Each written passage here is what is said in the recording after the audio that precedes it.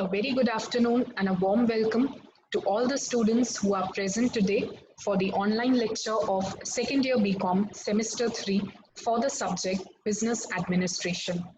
I hope that you have been attending the previous lectures of BA, so you might be aware that we have already started with the second part, or I can say the second chapter of Unit 1 that talks on EHRM. That is nothing but electronic human resource management.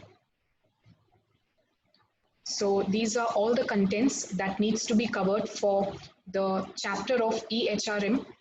That is to say the meaning of EHRM, the different characteristics of EHRM, and out of the different EHR activities, the focus shall be on e-recruitment, e-selection, and e-training. You already know that in the previous few lectures, I have explained you the meaning of EHRM and its characteristics in detail. In the previous lecture, we also studied a topic on e-recruitment and what are the different guidelines one needs to fulfill while performing e-recruitment. We also discussed few things on e-selection. So the focus on today's lecture shall be to understand the process of electronic selection, and lastly to also discuss the topic of e-training. So in today's lecture, we shall be actually completing the chapter of electronic human resource management. So before we move on to the topic of e-selection and e-training, you can have a quick glance at the topics we have already covered. So I had not only explained, but we also revised the topic of EHRM in the previous lecture. We understood the meaning. We had also understood the different characteristics of EHRM. We have discussed them one by one in detail, so I shall not be explaining you again.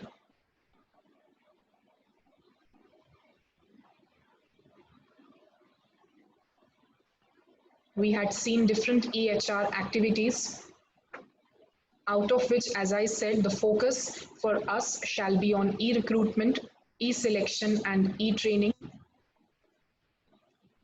Now, in the previous lecture, we had discussed in detail as to what is the meaning of e-recruitment and what are the guidelines a business has to follow while performing online recruitment. So let me just give you a quick revision for the same, and then we move on to e-selection and e-training. So students, do you remember the meaning of recruitment? I'm not talking about electronic, but just focus on the term recruitment.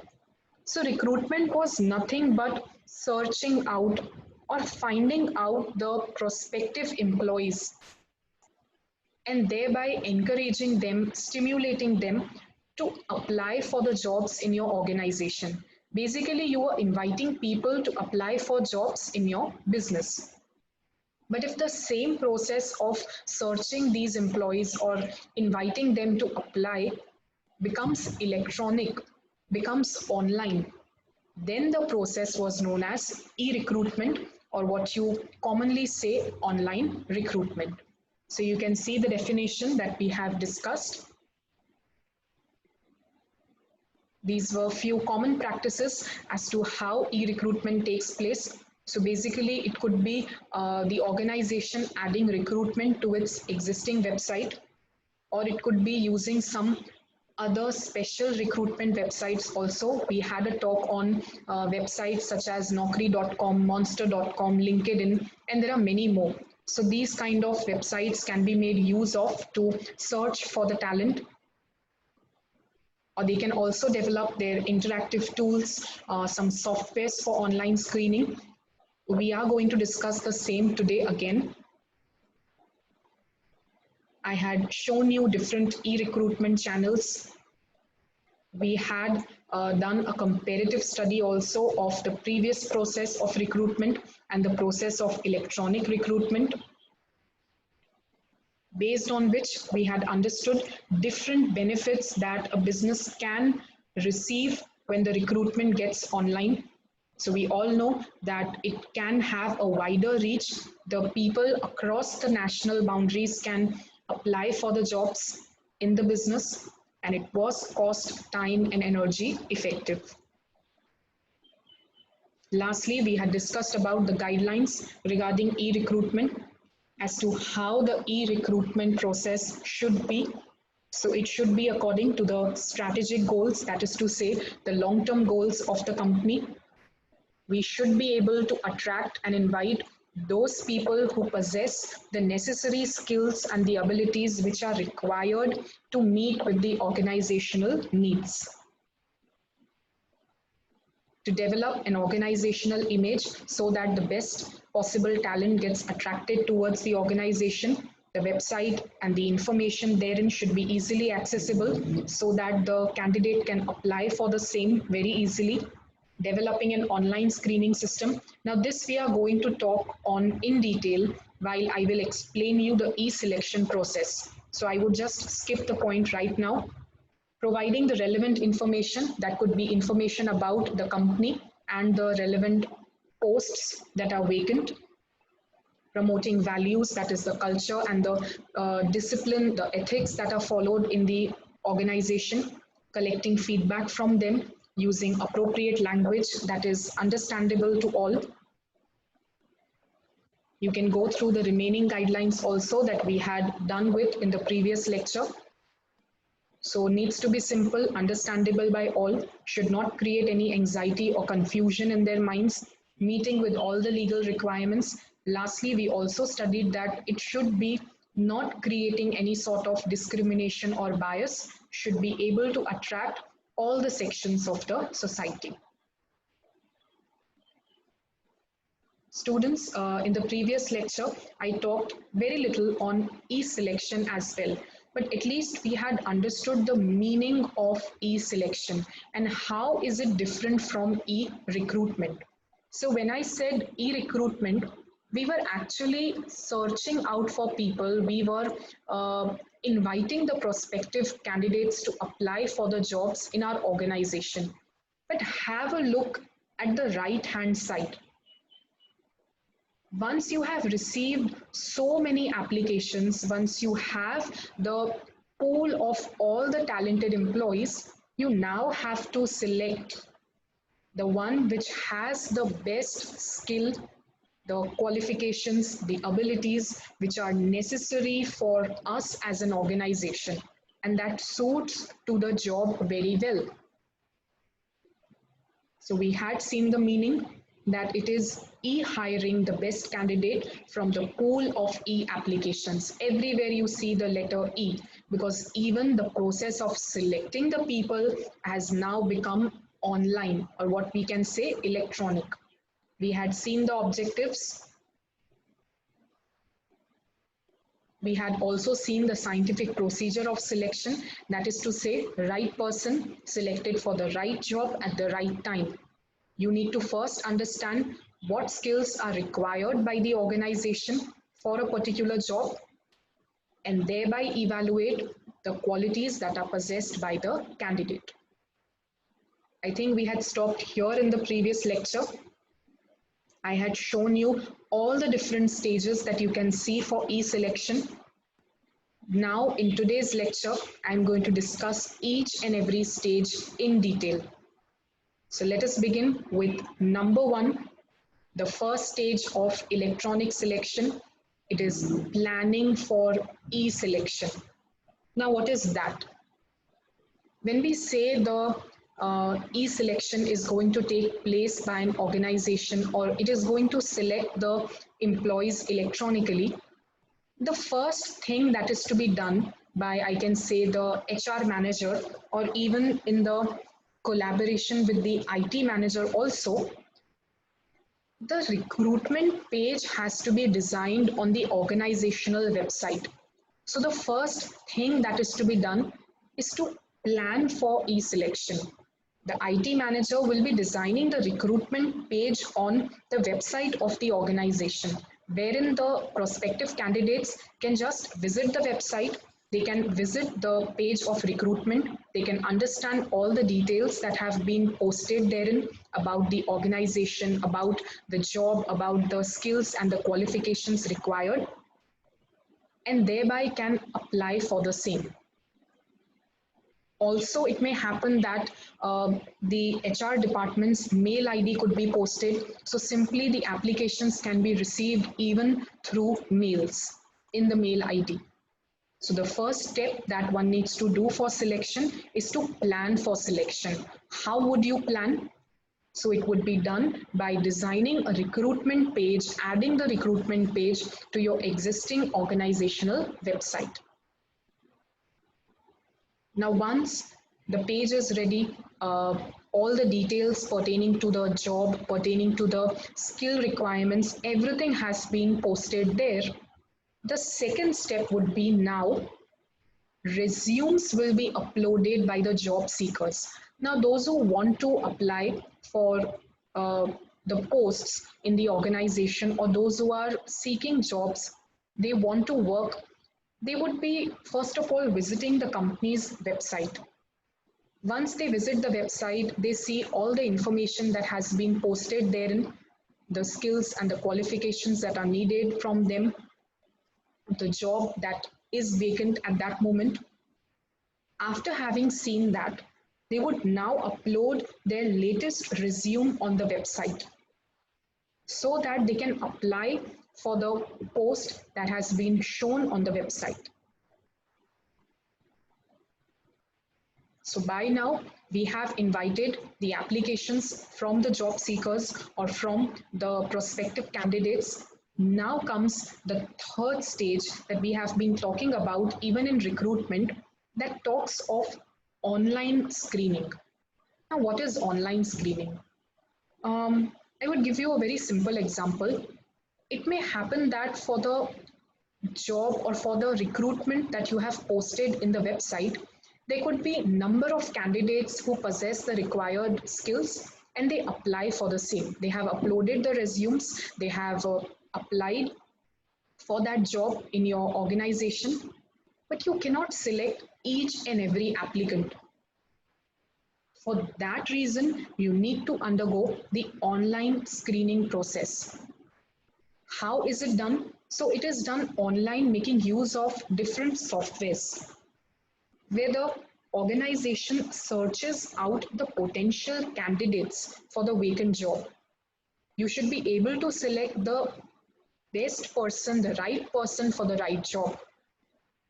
You may also make use of a system that is known as KWS. It is the keyword search.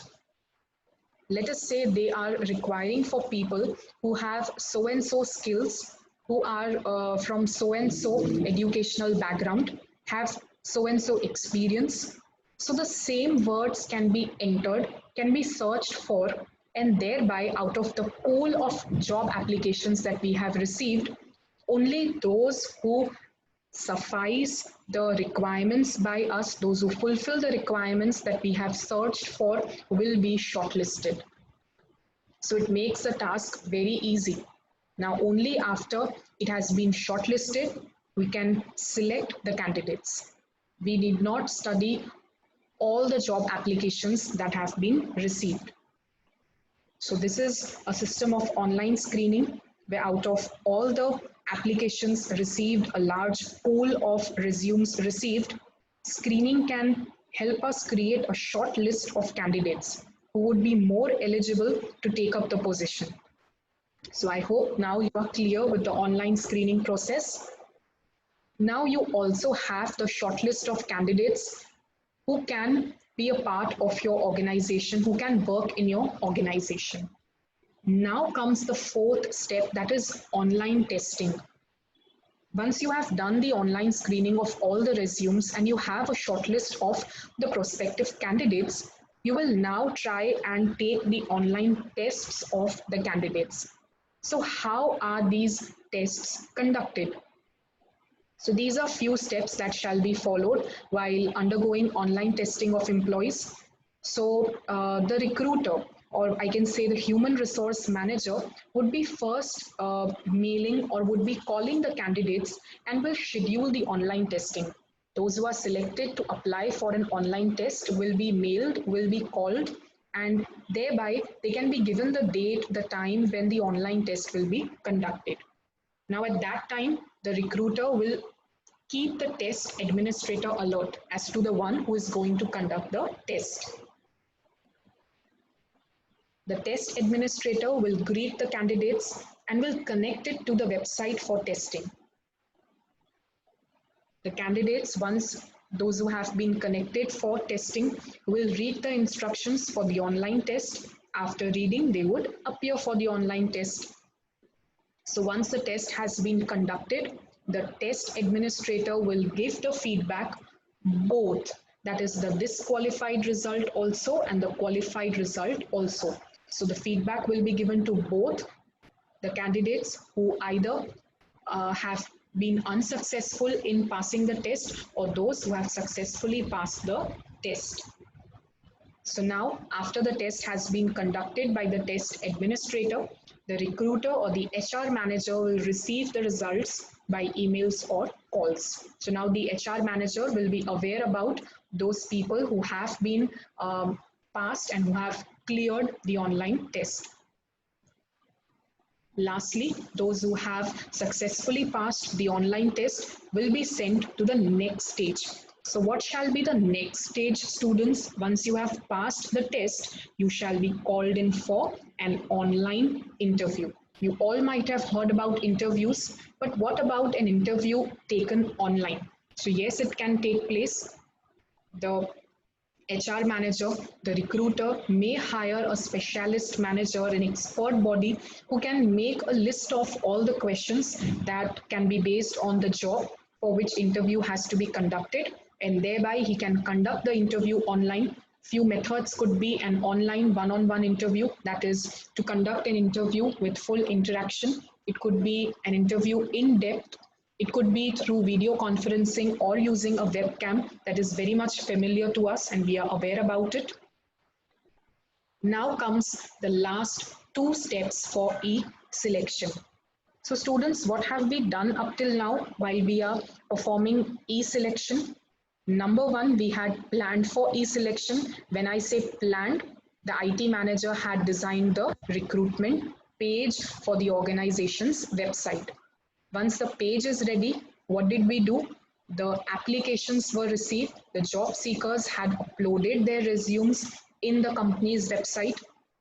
When we received the applications, we did an online screening of the same. So we had a short list of candidates who are much more eligible for the job. Once that was done, we conducted an online test. Those who passed the test went on for an online interview. So now consider that even there are employees who have passed the interviews as well. They have cleared the online interview. So now the human resource manager or the recruiter will be first giving them the e-offer letter. And why is it e? Because even this letter shall be given electronically through mails. And lastly, now when the e-offer letter has been received by the candidate who has passed the test, passed the interview, will now read on the terms and conditions.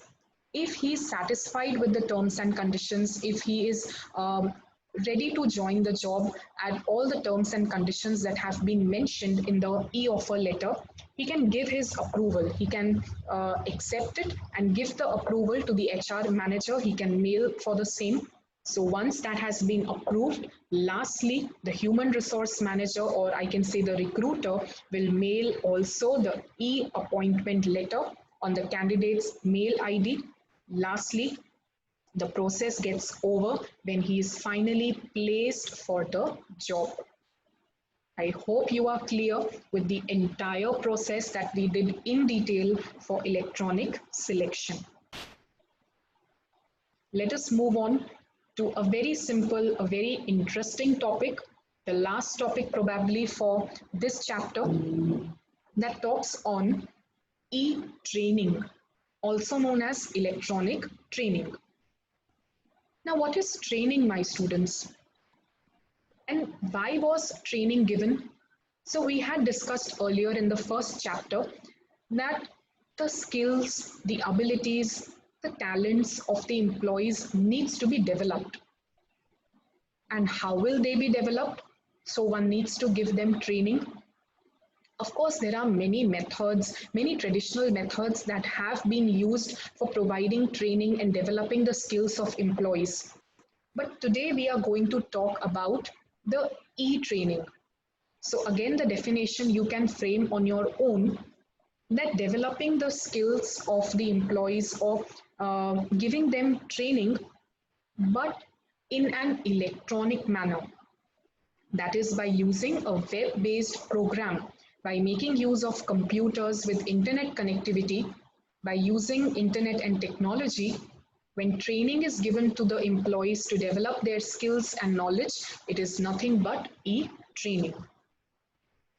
So let us have a quick look at the definition of e-training. Very simple definition. So we are increasing the knowledge and skill of employee for doing a certain job, but as the name says, e-training, it shall be done by using the web-based program. Also, e-learning is an important aspect of e-training. So you can say it is a part of e-training. So you can make use of internet, as I said, or even an organizational intranet that can be used to conduct the training online.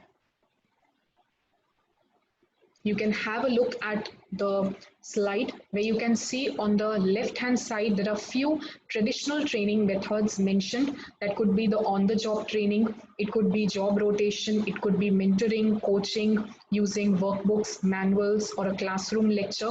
Basically, it could be an expert body being called from outside in the organization, thereby training given. But when I say e-training, it is completely the training that is based on technology, where we are using web-based programs to train our employees. Few examples could be listening to some videos, audios through video conferencing, teleconferencing, and whatnot. It also reminds me of a good saying that anyone who stops learning is old, whether at 20 or 80. So that is one of the prime reasons why your employees needs to be trained. They cannot be kept at a stagnant position. Their skills needs to be developed, for which we make use of e-learning tools. As I said, it could be an online course. You are aware about so many online courses that takes place with which the employees can be trained. It could be access to library, e-library. It could be some kind of video lectures that the employee can see and thereby learn the skills. It could be a video conferencing, a teleconferencing, basically training, developing the skills, but by the online tools. Let us go on to the last two topics pertaining to training. As I said, it is a very simple topic. So you need to understand number of advantages of e-training, but it also suffers through some drawbacks, some limitations that we shall be studying later. So students, can you think about one or two advantages of providing training online? You would definitely say that it is time, cost, energy effective. Yes, it would save your time, it would save your money comparatively, and also the burden. But there are many more advantages to it. So let us see them one by one. So the online training materials are made accessible by experts. As I said, unlike the traditional method, you need not be calling the experts always in your organization and then they be imparting training. It could be simply the employees sitting in their own organization and they can listen, they can get training from an expert who may be sitting across the national borders. So that sort of online training material can be made accessible of the experts. It is relatively easy for trainers to update the content. So it is not only easy and effective for the trainees, but also for the trainers. Even it becomes easy for them if they want to update the content, they want to modify the content. The trainees can learn at their own time. So in that sense, it is very much flexible too. It is cost effective. If you compare it with the traditional form of training, it is cost effective because you need not keep a separate location for training. You need not always call on the experts to give the training. So in that sense, the costs can be saved. It would give employees a better access to subjects. An employee can have simultaneous training to number of topics, varied subjects altogether that are available on the web-based source. You know the point very easily that it saves time, energy, and money, very much suitable for the idealistic workforce. Some more, so it is more flexible as compared to traditional training because you need not keep a separate time for getting trained. You can get training at your own time, at anywhere, wherever you are sitting. So it becomes quite flexible in that sense. In-house training becomes possible. So by using the web-based technology, you can give training in the organization itself, quite interactive too. It is not that only the traditional form of training is interactive, even e-learning or e-training is quite interactive, where you can have one-on-one interaction between the trainers and trainees, and they may be asking questions, they may hold on a test, and so the training could be made interactive. The doubts, the problems can be solved there and then.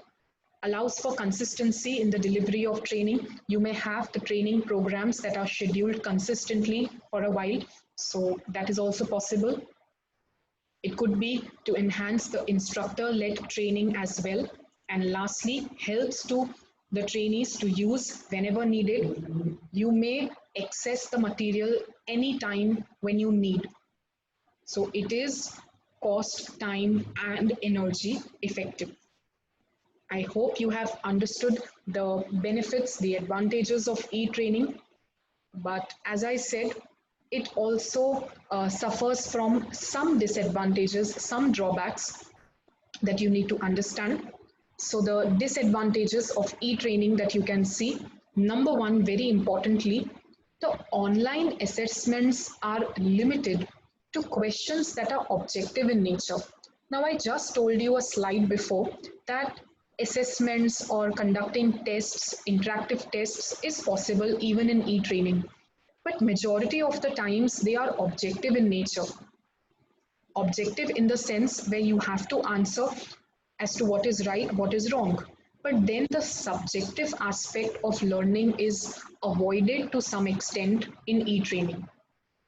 The problem of extent of security, that is, of course, a drawback for e-training because whenever you use web-based sources, the problem of security would always be a hindrance. It may sometimes cause trainee anxiety, that is, he may become anxious while getting training online. He may get confused with the same as well. It cannot be used for every sort of training, so it is not appropriate for all training contents. There are some type of training that can be given only through the traditional methods and not online. All the trainees may not be ready for e-learning. They may be hesitant. As I said, they may feel anxious for the same. Not all the trainees may have easy and uninterrupted access to computers. Now, this is also one of the limitations that sometimes may be faced because when we say e-training, we want an access to computer, internet technology so that we can surf the web-based sources for training. But in case the trainees don't have the same, it would be a limitation. We say that it is cost effective, but it will also require investment to it. And lastly, it would require the top management's support because without the significance, without the significant top management's support and without the resources and the finance released by them, e-training would not be successful. So I hope that you are clear with the topics for today. With this, we have actually completed the second part of your unit number 1 that talks on EHRM. Let us have a quick recap of what we have done in today's lecture.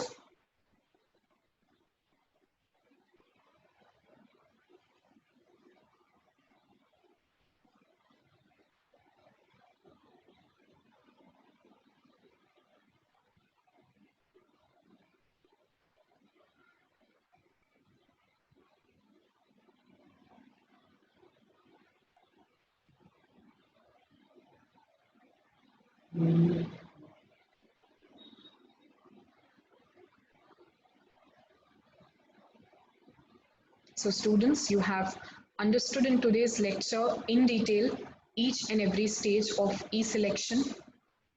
That could be designing a recruitment page, inviting the job applications, screening of the applications, conducting online tests, the process of conducting online tests, thereafter conducting online interview, the methods of it. Those who pass shall be given the e-offer letter, the e-appointment letter, and lastly will be placed. We have studied a new topic on e-training, the meaning of e-training.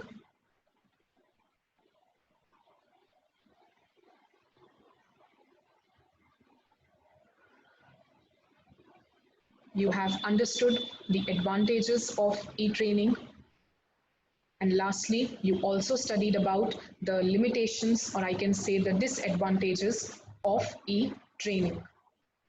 With this, I finish the chapter on electronic human resource management. I hope I was clear with all the topics. Still, if you have any doubts, any queries, feel free to post them in the Google Classroom of your respective class, and I shall be answering to them at the earliest. See you soon in the next lecture, where we begin with the third part, or I can say the third chapter of Unit 1 that talks on human resource planning. Thank you so much for the day. Until then, happy learning.